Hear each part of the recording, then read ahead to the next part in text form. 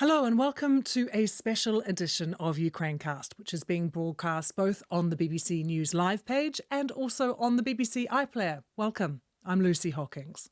I'm Ukraine correspondent James Waterhouse. I'm Olga Robinson at BBC Verify. And I'm James Landale, the BBC's diplomatic correspondent. Lots to discuss today and so many of your questions that we're going to try and get to. But of course, overnight, we learnt that Ukraine and the US signed a much anticipated natural resources deal. You'll know there was months of tense negotiations. And all of our listeners on Ukrainecast have been asking us lots of questions about this development. And what a lot of you want to know is whether or not this actually brings us any closer to peace. Well, we're going to try and answer lots of your questions today. So why don't we get straight into the first one? This is Dudley in London. My question is, why is Ukraine going ahead with the minerals deal? As the US is siding with Russia, it appears that Ukraine has nothing to lose by refusing to give away its assets. James Waterhouse, why is Ukraine going ahead with this deal? Well, Ukraine would argue that it's got everything to gain. This was an idea first pitched by President Zelensky towards the end of last year in his victory plan. He was under pressure from Western allies to articulate his vision for how peace could be achieved. And he said, look, we possess 5% of the world's critical minerals. We need investment. We need your cash to come and extract it. It's worth hundreds of billions of dollars. If you come and invest in us, that will mean investing in our future. If we could just get in return some concrete security guarantees that you would be there in case Russia invaded in the future, that'd be great. Let's do business. Donald Trump's ears perked up at that very suggestion, not least because he's waging a trade war with China at the moment, and China has control of the majority of the world's critical minerals, it is thought. But in the time since, we've had that Oval Office row where it was going to be signed, then it wasn't. This deal has evolved into it being far more wide-ranging, including coal, gas, energy projects. And here we are now, where it seems Ukraine has got itself a deal it's happy with. It is a deal that recognises Russia as the invader. It paves the way for future military aid, and it sets in action a long-term investment by America, which effectively ties it to the country. And Ukraine will hope it'll be enough for America to stand with Ukraine for once against Russia. James Landale, that's what a lot of our listeners really want to know, what James has just alluded to. Is this a win for Ukraine? Is this a good deal for Ukraine? Well, they seem pretty happy with it. I mean, my view is that it is a win, simply because a lot of the slightly more negative stuff, which we have been reporting on in recent weeks and months, seems to have been taken out of it. Because if you remember, some of the texts and versions and leaks and nudges that we've seen about this suggested, for example, that this deal ultimately would be about the United States effectively extorting Ukraine's natural resources to pay off the debt of the US military and financial contribution to Ukraine since February 22. That seems to have gone now. What we're talking about is any future investment by the United States in terms of military support or financial support, that will now in future be in the sort of the US credit, the US capital investment side of this particular deal. But we're talking about the future, not the past. So we're not talking about paying off debts. There was a lot of detail in the past saying that the Americans would have huge control over the board that was going to run this fund. There were problems with would this deal prevent the Ukraine joining the EU? That seems to have gone away. So in pure sort of economic financial terms, it seems to be a much better deal. But obviously there are all the diplomatic consequences and benefits too that follow from it. We'll get to those in a moment. But Olga, can we just clarify about the money? Because President Trump said Biden handed them $350 billion. We've made a deal. We can get much more in theory than that. Is that accurate, what he's saying there, Olga? So the number $350 billion in aid for Ukraine is interesting. We've looked into it previously, and we have found no evidence to back up the claim that the US has given $350 or even $300 billion worth of aid to Ukraine. There are different calculations out there, but the ones that we've been able to find are much, much lower. For example, the Kiel Institute, which is a German-based think tank that tracks US aid for Ukraine, that puts the number at $119 billion between January 22 and December 24. And the US Department of Defense gives a bigger number, but it is still $182 billion, nowhere near 300 billion. And these are funds that are appropriated as part of its response for the invasion, but that covers training in Europe and replenishment of US defense stocks, so it's much wider than just pure support, military support for Ukraine. And James, can we just clarify, James Waterhouse, we're calling it a minerals deal, but it is actually much bigger than that, isn't it? It's become much bigger than that now, isn't it? We're talking about coal, oil, gas, and critical minerals. We're talking about zinc, copper, lithium, uranium. It's the whole shebang, if you like. And it's thought that Ukraine can only extract at the moment a fraction of what it possesses. But we should not get carried away. Just because this agreement is signed, Donald Trump is not suddenly going to be presenting his voters with a check saying, look, we're getting the first bit of cash coming in from this scheme. We've spoken to companies in Kyiv, and they say, look, it takes decades, a minimum of 20 years to work out where these materials are. Then you've got to excavate. It takes a lot of time. And I think Ukraine will be keeping an eye on American military aid in the future, perhaps arriving earlier than in 20 years' time. But clearly, I think this is a political coup for Donald Trump as well. He's showing that there is a sustainable, as he sees it, business model here in investing in the future of Ukraine. James, I think there was a intake of breath from all of us that follow closely what's happening in Ukraine when we saw in that corner of St. Peter's Basilica Donald Trump leaning in to President Zelensky. Their eyes were locked, but, given the bad blood we've seen between them, it seemed like quite a nice moment, intense moment between them. Was that moment in the Vatican, do you think, potentially the turning point? Look, we'll never know until both sides give a very detailed account of precisely who said what to whom there and at the moment, but that's, only they know that. Look, clearly we do know that Donald Trump is quite responsive to the most recent person he spoke to. We have seen that occasionally his words echo recent meetings. And if at that point, President Zelensky managed to sort of get it into the President Trump's head that this is something he can get a win here. Because if you think about it, Donald Trump is looking for wins across the entire diplomatic field at the moment, whether it is Gaza, whether it is Iran, whether it's tariffs, and on Ukraine, it's his 100th day, week. He wants something to point to. If this deal is signed, as it has been, that gives him something to point to, because he can now say to the American people, look, when we start giving future aid and military support to Ukraine, right, we're going to get some payback. It might take many, many years, but he can make that argument in a way that he hasn't been able to before. And I think, therefore, maybe that moment in the Vatican was just part of that turning point, where it wasn't just, though, about the minerals deal. They were also talking about just how you put more pressure on Russia to respond more positively in the wider peace talks. And Olga, have we had any official reaction yet from the Kremlin to the deal? We haven't had yet any official reaction from the Kremlin, but we have had a reaction from some senior Russian officials, like a former Prime Minister Dmitry Medvedev, who's quite close to President Putin, and he used this as an opportunity to again criticize Ukraine and present the deal as not being that beneficial to Ukraine because, and I will quote him here, he suggested that Washington has finally broken Kyiv into paying for aid. And then similar reaction has been coming from some of the very well-known Russian TV presenters like Olga, who's really well-known in Russia. And she said, well, a fair amount of natural resources actually are controlled by Russia because it's an occupied territory. So Zelensky kind of sold Trump a cat in a bag. So they allegedly don't even know how much they can actually, mine and extract.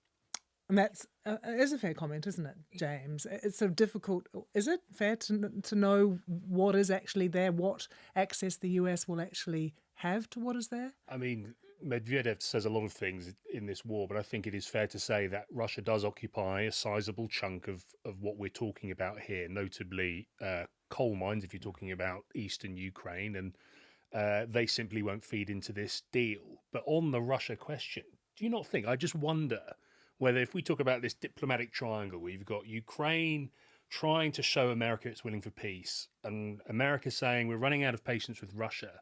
Is this the week when actually America has run out of patience with Russia for now? Donald Trump has used warming language to the Kremlin. He hasn't got the return in action that he would have liked.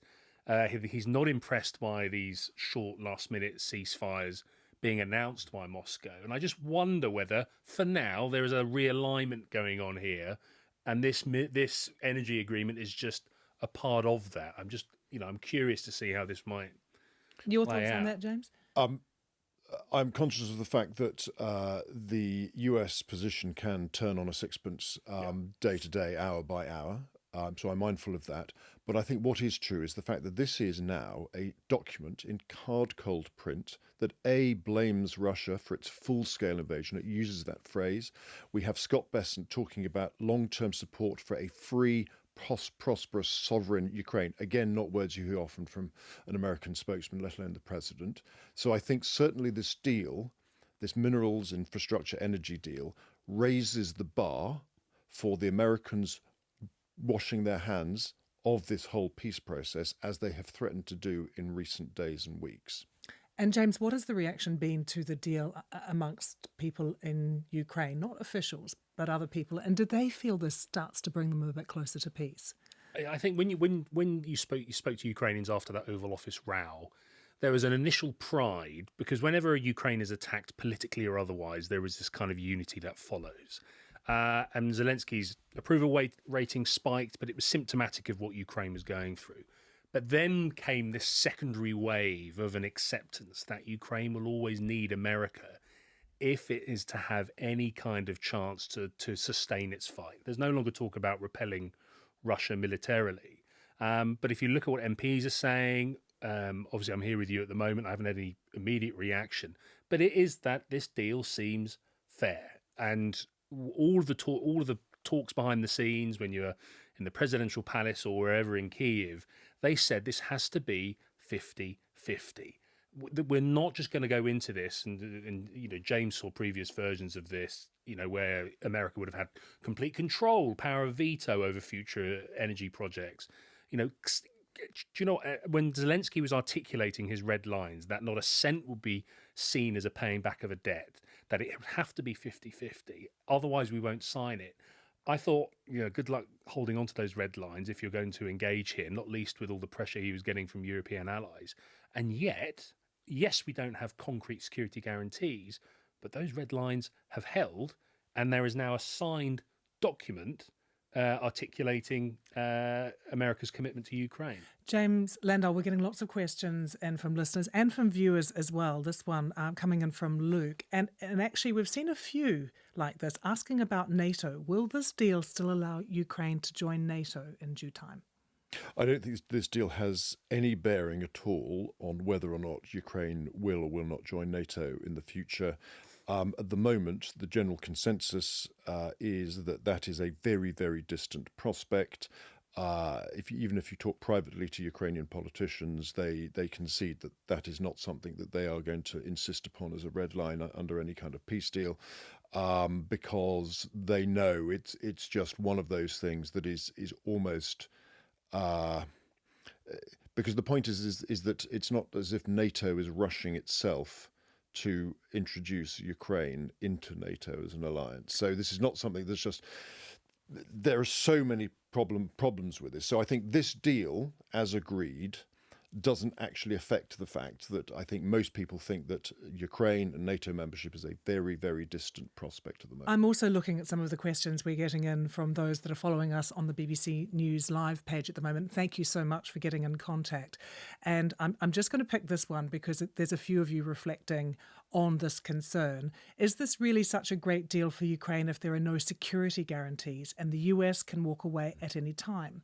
If I was Putin, I'd promise Trump the same or better terms on a resources deal for all of Ukraine's resources when Russia have won the war. The key thing to remember here is that, yes, Ukraine, when it began this whole process, when Trump started the whole process of trying to find a peace deal, Ukraine's demand was, we're not going to agree to anything unless we get a promise of security guarantees. But then there was that row in the Oval Office, and then after that, Ukraine said, right, we are prepared to make a concession. We are going to drop our demand for there having to be a US security guarantee attached to anything. We will accept Donald Trump's demand for an unconditional ceasefire and then followed by long-term talks. That was the big concession the Ukrainians made. That meant that for a brief period, the Americans and the Ukrainians were on the same page. Then the Russians then said, well, no, here's our long list of preconditions. So to that extent, the Ukrainians have already sort of accepted that their demand for explicit US security guarantees are slightly separate, that they're not going to sort of insist on them. But so in this minerals infrastructure energy deal, the security guarantee is not explicit, it is not a promise, it is implicit. In other words, the idea that America invests in this country for the long term, the fact that you'll have American companies, American workers, American assets and capital on the ground, the theory is that might deter some future Russian aggression. The key point is that, there has been American investment in Ukraine before and it didn't stop the previous investment. But that is the argument now, that if America goes in hard with a lot of American assets on the ground, then that would make potentially a future calculation by Putin to go in again. It would be a factor in his calculation. We have lots of very lovely, committed and loyal listeners to Ukrainecast from right around the world. And we have a newbie to the podcast, a new listener, Susie, who joins us now from Boston. Welcome to the Ukrainecast family, Susie, and you have a question for us. Yes, thank you so much for having me. I'm a big fan of Ukrainecast, and I'm delighted to be here. I wanted to ask about the American negotiation tactics to secure peace. So Trump has previously appeared to make concessions to Russia. So my question is this: could an economic relationship with the US in and of itself be used as a bargaining chip to incentivize Putin to accept a peace deal? Could the Trump administration promise to return American businesses, tourism, remove sanctions on Russia in exchange for peace and security in Ukraine? In other words, is Trump giving away valuable leverage for free?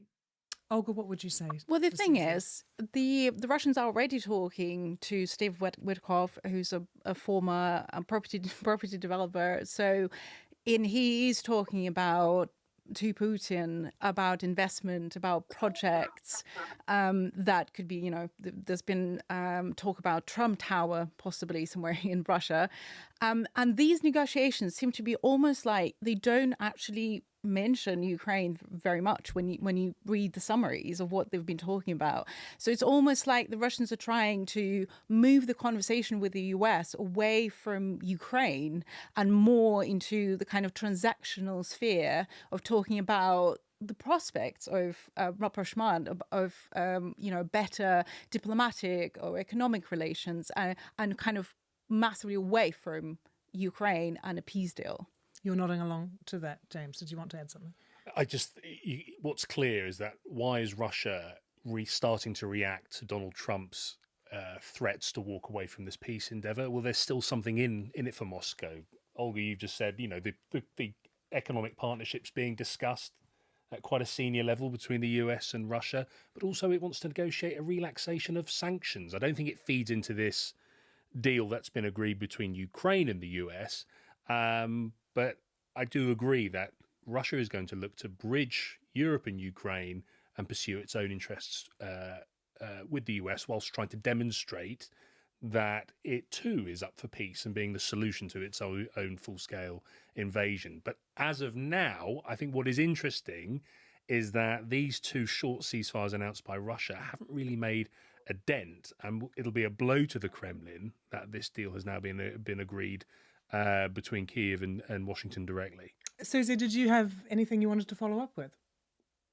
Yeah, thank you. Regarding the minerals deal, the US indicates that this deal would not prevent Ukraine from seeking EU membership and resources deals with Brussels.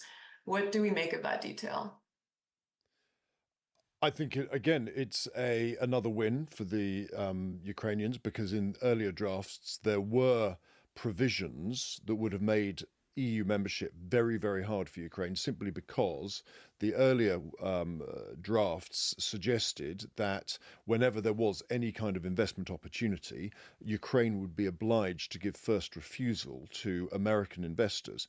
And that's not something that is allowed if you are a member of the European Union because you have to act collectively and you can't have, favourable deals with outside countries. You have to, on a trading basis, you have to operate as a group. So to that extent, I think, again, it's a win for Ukraine. And again, it just shows that actually the idea of Ukraine in the future, if there is peace, being able to choose its own alliances with external partners is a key Ukrainian demand because to them that is a demonstration of sovereignty. Sovereignty means you can have an army the size you want it. You can do whatever deals with whichever parties and other alliances that you choose, that you're not told to do it by another power. Susie, thanks so much for joining us. Thanks for listening. Thank you for having me. And for your great questions. And I've got this one to bring in from two of our live page listeners. Carla and Jeff, you're obviously following along together and have come up with this question. Thank you so much for it. Does the deal include any reference to the Coalition of the Willing initiative? These European countries and others deploying to Ukraine to ensure the deal is enacted fairly and to ensure security at any future borders. James Waterhouse. I haven't seen any reference to the Coalition of the Willing. This is a little bit of an opaque, thorny issue. This seems to be a mostly commercial venture, albeit with the prospect of future American military aid being delivered once more. As for the so-called Coalition of the Willing, we are still lacking serious specifics as to how that could be played out in practice. The initial blueprint suggested that notably UK and French troops would lead the way in a training capacity in Western Ukraine, helping Ukrainian forces as they make their way to the eastern and southern front lines. But the jarring point still is scale, because we're talking about a war with hundreds of thousands of troops on both sides continuing to fight along a front line almost 1,000 kilometres long. European allies can't even get close to not just providing troops to that level, but sustaining it. And you've had Ukraine asking America for security guarantees. Will you be there just in case? Europe is asking for it as well. So they are intertwined in that if America has more of a reason to care, frankly, about Eastern Europe and Ukraine and these long-term investments, then just maybe they'll stick around to maybe nudge along this Coalition of the Willing and help them act it out in practice. But so far, we've seen little to no appetite from Washington to put their own boots on the ground. Okay, let's hear now from a Ukrainecast listener, Andrew Lloyd in Eastbourne. Hi, Ukrainecast. This is Andrew Lloyd in Eastbourne. My question is this. Let's say President Trump gets his ceasefire and both sides agree the territorial exchanges envisaged. Would the fighting actually stop? Would it not just move to a different phase with both sides engaging in cross-border incursions, guerrilla tactics, car bombings, possibly full-on exchanges? True peace feels very far away, and yet President Trump and his team don't seem to want to grasp that at all. Olga, it obviously depends on what the ceasefire deal, if there is one, contains. But Exactly. Can you answer that question? Would the fighting stop? It's really hard to predict what is going to happen. And like you say, a lot will depend on what the deal really is and what the conditions of it are. But so far, if history of is anything to go by, ceasefires have a long history of both sides accusing each other of violating it immediately. Like the Easter ceasefire that we saw, there were thousands, both sides were talking about thousands of violations together. And obviously we can never preclude the possibility of there being incursions or skirmishes and, fighting happening somewhere along the kind of frozen front line. We've seen that before happen before even the full-scale invasion. I think what is important, like in my head, important to understand that Russia has laid claim to 4 regions in Ukraine. He doesn't control fully those regions, like in Donetsk and Zaporizhia. It's like 60-70% of the territory that is controlled by Russia only. So potentially, nothing really.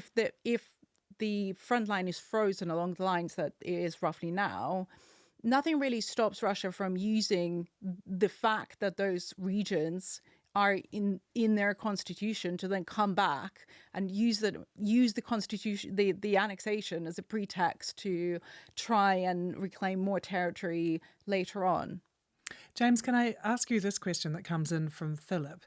Do you think this deal will stop the Russians taking the rest of Ukraine, or at least hold them at their present positions? What he's asking is, will this change Russian thinking in terms of their tactics? Well, I mean, James said earlier, the presence of American companies didn't exactly make Vladimir Putin think twice in 2022.